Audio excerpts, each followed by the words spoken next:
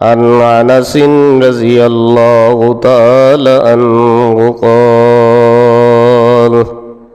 بلغ عبد الله بن سلام مقدم رسول الله صلى الله عليه وسلم المدينة হযরতে আনাস রাদিয়াল্লাহু তাআলা আনহু থেকে বর্ণিত, তিনি বলেন, যখন রাসূল করিম সাল্লাল্লাহু আলাইহি সাল্লামের মদিনা আগমনের সংবাদ মদিনার বিখ্যাত ইহুদি আলেম, তাওরাত কিতাবের পণ্ডিত, মুসা আলাইহিস সালামের একনিষ্ঠ আলেম, একনিষ্ঠ উম্মত